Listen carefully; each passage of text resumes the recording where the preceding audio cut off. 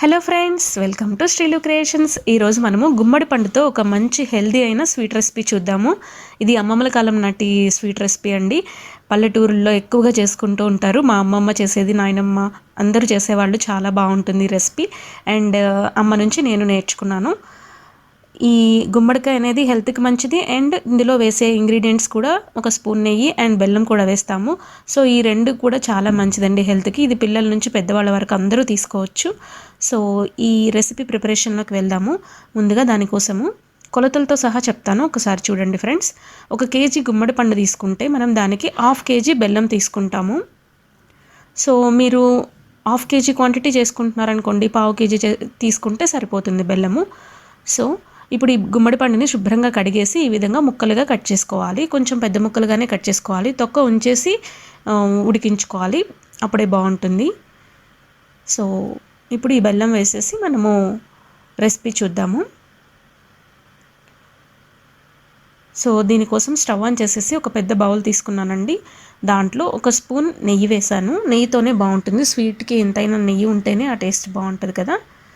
So ఇప్పుడు cut చేసి పెట్టుకున్న గుమ్మడి పండు ముక్కలన్నీ వేసేసుకున్నాము. వేసుకుని ఇప్పుడు మనము వీటిని కదిలించుకోవాలి కొంచెము. అంటే మనకి గరిటెతో అయితే అవ్వదండి కదపడానికి. సో ఈ విధంగా మనము ఇలా ఎగరేసినట్లుగా వేస్తే బాగుంటుంది. టాసింగ్ లాగా ఇలా చేసేసుకోవాలి. చేసుకున్న తర్వాత ఇప్పుడు మూత పెట్టేసుకొని ఒక 5 మినిట్స్ మగ్గించుకోవాలి. కొద్దిగా సాల్ట్ కూడా వేయండి, ఒక పించ్ ఆఫ్ సాల్ట్ వేయండి. వేసేసి మూత పెట్టేసి మూతలో కొన్ని వాటర్ వేసుకోవాలన్నమాట. అంటే మనం ఈ గుమ్మడి పండు రెసిపీ చేసేటప్పుడు స్వీట్ రెసిపీకి వాటర్ అస్సలు యూజ్ చేయమండి రెసిపీలో. సో పైనుంచి కొంచెం ఇలా ప్లేట్లో వాటర్ పెట్టేసుకున్నట్లయితే లోపల గుమ్మడి పండు ముక్కలన్నీ చక్కగా మగ్గిపోతాయి అన్నమాట, వాటర్ లేకుండానే. సో ఇలా ఒక 5 మినిట్స్ మనం కుక్ చేసుకున్న తర్వాత మూత తీసి చూద్దాము. ఒక 20% వరకు మనకు కుక్ అవుతుందండి. ఇప్పుడు మళ్ళీ ఒకసారి కదుపుకుందాము.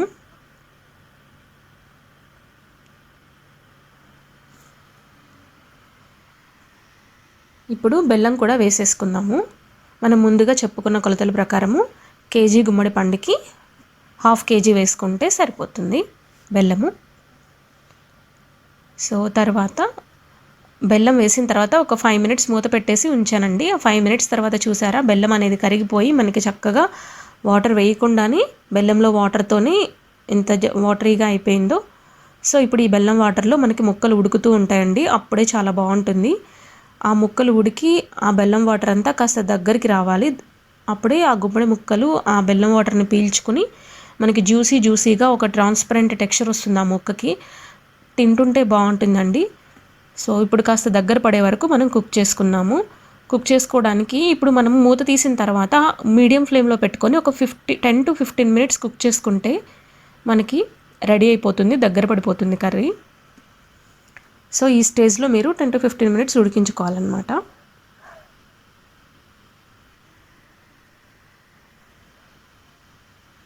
సో ఇప్పుడు ఒకసారి చెక్ చేద్దాము, మనకి ముక్క ఉడికిందో లేదో చూద్దాము. ఆల్మోస్ట్ రెడీ అయిపోయింది మనకి కర్రీ. సో ఉడికింది అని తెలియాలంటే ఈ విధంగా మనకి స్పూన్ పెట్టగానే ఇలా కట్ అయిపోవాలండి. ఎందుకంటే మరీ మ్యాషీగా అయిపోతే బాగుండదు, అలానే గట్టిగా ఉంటే బాగుండదు. ఈ స్టేజ్ ఇలా స్పూన్తో కట్ చేసే విధంగా ఇలా ఉడికితే మనకి సరిపోతుంది ముక్క. సో ఇప్పుడు మనకి కుక్ అయిపోయిందండి.